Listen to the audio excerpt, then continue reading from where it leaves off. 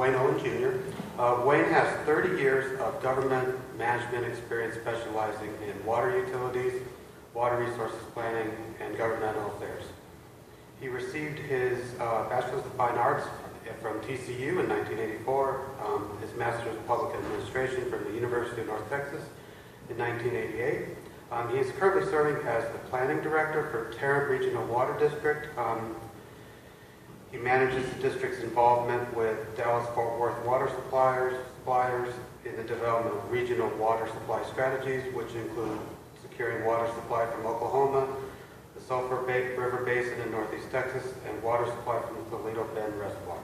He recently coordinated planning with the City of Dallas on a 149-mile, $2.3 billion raw water pipeline to be financed, owned, and operated by TRWD to deliver water supply to both entities. We appreciate Wayne making the long drive from Fort Worth, so it's my pleasure to introduce Wayne Owen.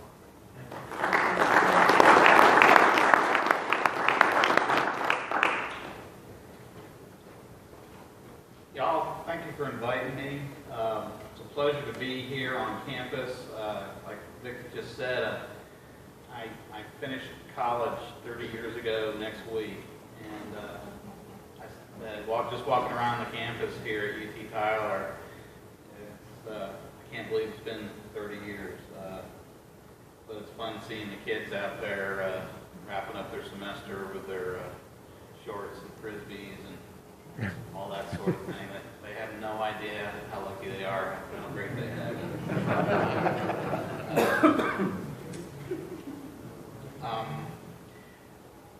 I'm not an engineer. I'm not an attorney. But I always tell people that I play one on TV. I'm a generalist manager who just basically has had the opportunity to work for one of the oldest water districts in the state of Texas, and specifically the majority of my time has been focused on water supply planning. So as you might imagine, I've spent a lot of time in East Texas, and I know this is home to y'all, and I think the reason I enjoy my job so much is I love coming to East Texas. I love the people I've met in East Texas. Walt Sears is one of them. I've worked with him for decades.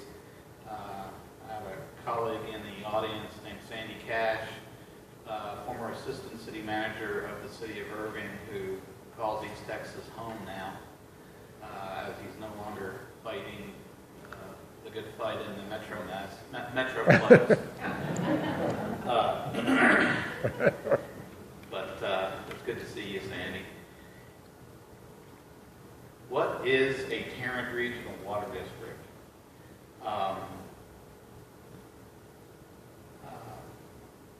Legislators oftentimes are trying to get their arms around what these political subdivisions all do, and what are they for, how are they governed, why they do different things differently. The only way I've been able to answer that is many of the water districts throughout the state, and there are thousands. The Texas Constitution enables these entities to be created tailored to fairly specific needs of the region or the county or the town where they're deployed. Some districts have flood control responsibilities, wastewater, water supply. Some of them operate parks, some don't. Some have police officers, some don't. Some have 5-member boards, some have 7-member boards. Some have locally elected boards, some have gubernatorial, governor-appointed boards. And they're all different. And I was testifying one time before Senator Brown, Buster Brown, in the Texas Senate, and he was asking me questions about water districts in particular. And I was trying to differentiate between water districts and river authorities, and he just looked at me and he said, "Son, if it walks like a duck and talks like a duck, it's a duck." And so I really wasn't able to successfully identify why or convince him why water districts are so unique and different. But for the most part, I feel they've been largely effective across the state, and they serve varied missions. And for the most part, most of them are governed quite well.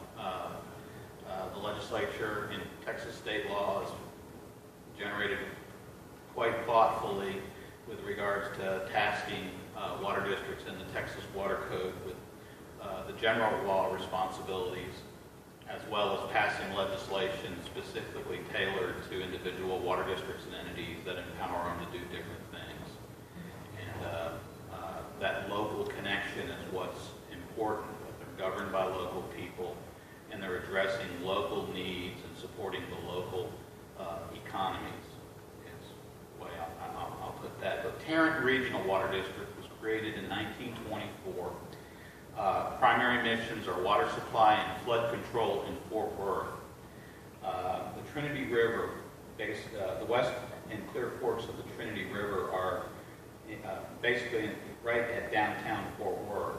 Fort Worth was founded on June 6, 1949 by Company F of the 2nd Dragoons. It was a cavalry unit who basically overnighted on the bluff overlooking the confluence of the western Clear Fork of the Trinity River.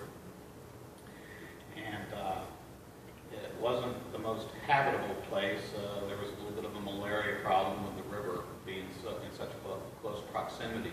But it was actually founded, created, and started to grow ahead of the city of Dallas. Dallas wasn't founded and chartered for several months later.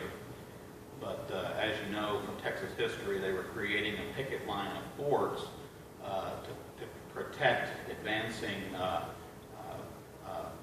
migration of people from Indian attacks, specifically Comanche Indians.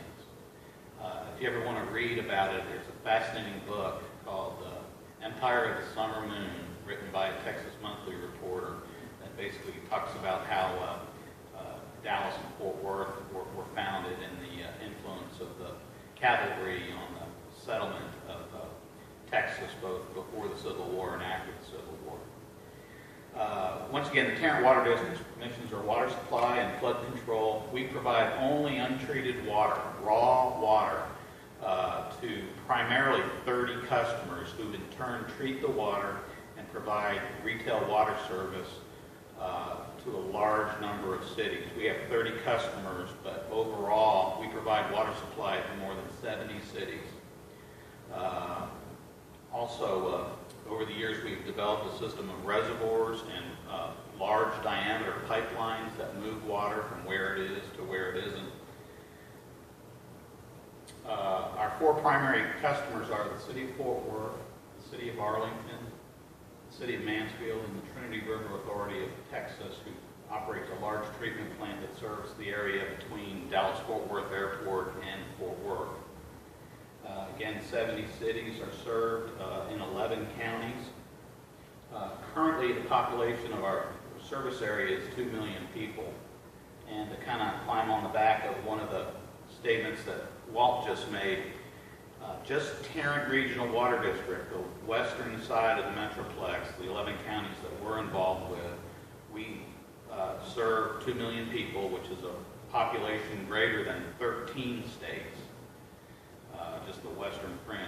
There's three main water supply providers in Dallas-Fort Worth: Tarrant Regional Water District, the City of Dallas, and the North Texas Municipal Water District, which is located in Wiley, and they serve the eastern fringe of the Dallas-Fort Worth Metroplex. In addition to those three, there's also the Upper Trinity Regional Water Supply District, which is in Denton County.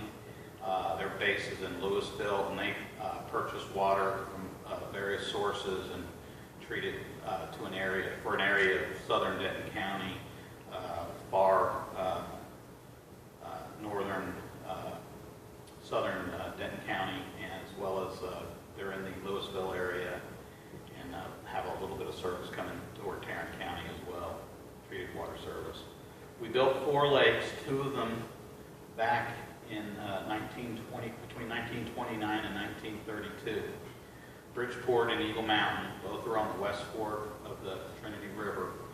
They were built with a single construction contract, a $16 million contract for both lakes. It's hard to imagine. They were built during the Depression. Bridgeport is in Wise and Jack counties. Eagle Mountain is in northwest Tarrant County. And it was perceived that those two lakes were going to be adequate forever. Well, along came the drought in the 1950s, and Fort Worth was flourishing after World War II. A great deal of migration after the war, a great deal of economic activity in Tarrant County with the plant to manufacture the bomber plant during World War II, and there's still a lot of residents in Fort Worth who refer to it as the bomber plant, even though now it's the F-16 and the F-35. During the 1960s, it was the F-111. But a great deal of economic activity in Tarrant County. Along came the drought of record, 7 years between 1950 and 1957. The West Fork Lakes almost went dry. Actually, Dallas did run out of water and was trucking water from Lake Texoma to their system. And the famous thing about that situation was that it rusted out hot water heaters and car radiators en masse due to the chlorides in the Texoma water. Some of you may remember that, especially if you're in North Texas during that time period. That spurred a great deal of planning. Some of that was graphically depicted in Walt's presentation. After 1957, we identified two reservoir projects that interested the Water District greatly. The problem is they were fairly remote from Fort Worth. We decided to develop the Cedar Creek and Richland Chambers reservoir projects, which are southeast of Dallas. This map shows our system with the West Fork reservoirs northwest of Fort Worth, Tarrant County where the star is, and Cedar Creek and Richland Chambers. Cedar Creek was built between 1960 and 64. We completed a pipeline back to Tarrant County in the early 1970s. Richland Chambers was built between 1982 and 1987. The pipeline back to Tarrant County was completed at about 1989, and water began flowing back to Tarrant County through the Richland Chambers pipeline about 1990.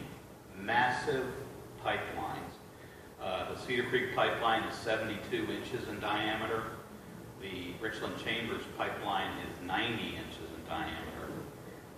Very large. And like Walt alluded to in his presentation, in briefly discussing the significance of energy, it takes an enormous amount of energy to move water 90 miles back to Tarrant County. Our water supply is expensive. It's 97 cents right now per 1,000 gallons. Tarrant Regional Water District's water supply operation is about $120 million a year operation. Our largest annual expenditure is debt service, and the second highest expenditure is on electricity. If you took the top 1,000 accounts, retail energy accounts in all of Texas, Tarrant Regional Water District would make the top 1,000. So that's a huge energy consumption. That pipeline system has lake pump stations with vertical turbine pumps. The ASCE engineers appreciate knowing that factoid. With booster stations with split case horizontal pumps. I'm sure that means something to y'all too, Terry. Anyway, booster pump stations in Waxahachie and Ennis, and that water is delivered in Tarrant County either to water treatment plants or to terminal storage reservoirs at Benbrook, Lake Arlington, as well as Eagle Mountain. So what we try to do is pump water from East Texas during off-peak energy periods, winter, and fill those reservoirs up and draw them down to to meet local demands during the summer months. So those storage reservoirs fluctuate, and we try to maintain uniform pumping from East Texas. We're in the midst of a drought. I guess y'all are aware of that. One of the things that's very difficult when you operate lakes and you are in the midst of a drought where there's high water demand, incredible evaporation, as well as no rainfall. There's a lot of folks who have beautiful, beautiful homes on lakes. And when that lakefront recedes from their homes, people are not very happy. And that is something, so we're forced to explain that these lakes are very critical, involved in providing water supply for municipal needs as well as industrial needs.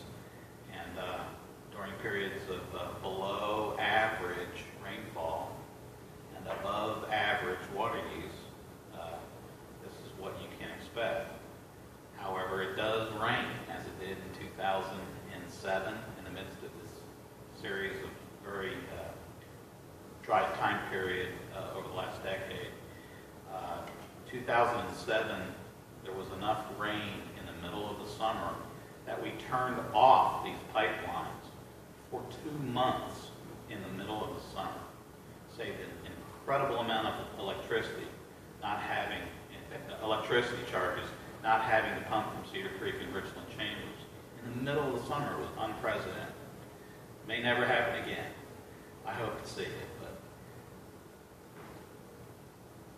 we are currently in the initial stages of construction of a very large, our largest pipeline, in partnership with the city of Dallas.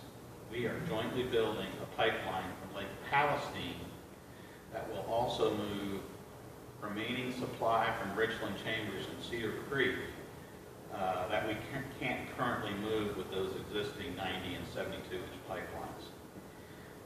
This pipeline is going to be 108 inches in diameter at its largest point. Once again, it's going to move Dallas's water supply from Lake Palestine, as well as Tarrant's remaining supply that can't be moved from Cedar Creek and Richland Chambers. What you're seeing on the screen right now is kind of a segmented design and construction sequence. There were 149 miles, 8 design contracts, and we just now started construction of segment 15-1, which is just northwest, north of Richland Chambers, west of Cedar Creek. It's black on the screen. It's I'd say about around 25-mile segment of pipeline. Engineer's estimate was $135 million. Bids came in at 92. Good news. And they should be turning dirt probably by June 1 at installing this pipe. It's going to involve pipe manufacturers from around the region, significant amounts of steel.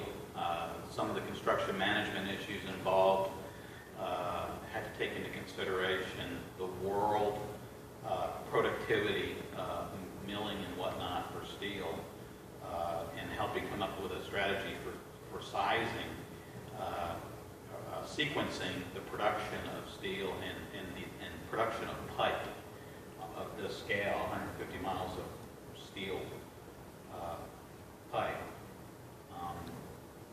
We're hoping to have the entire pipeline complete from the 18 point at Cedar Creek all the way up to where you see number 10 up in Tarrant County by 2019 to maintain 100% reliability for water delivery for our customers.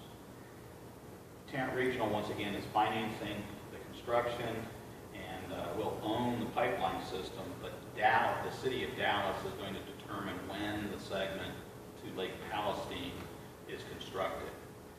And currently, right now, the plan is not until after 2020 to complete design and commence construction of that, and it could be later than that.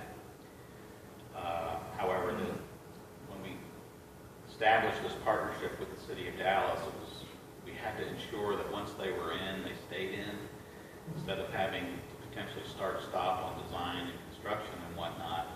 So the way the contracts are set up, the joint pipeline that is exclusive, that belongs to both of us, where we both have capacity in, they had to be committed to that from the get-go.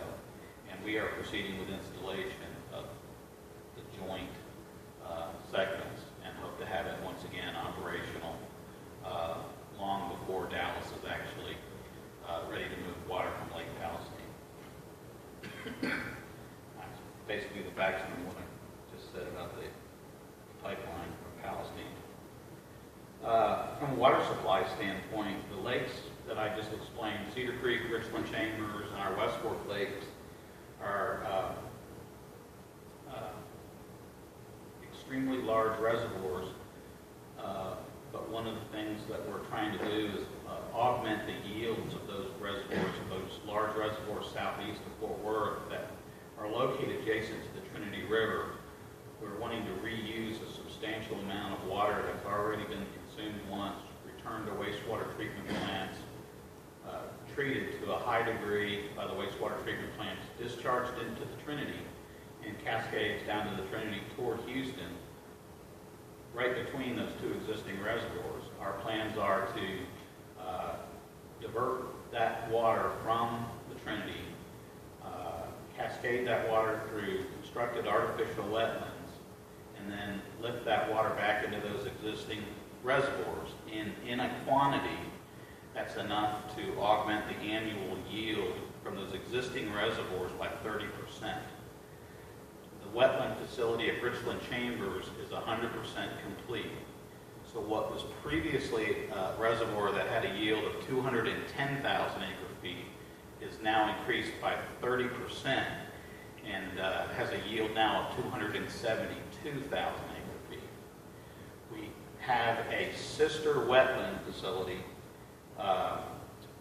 planned at Cedar Creek as well. We just closed on the real estate for the wetland facility for Cedar Creek and hope to have the Cedar Creek, say that real fast, Cedar Creek wetlands done by the time that our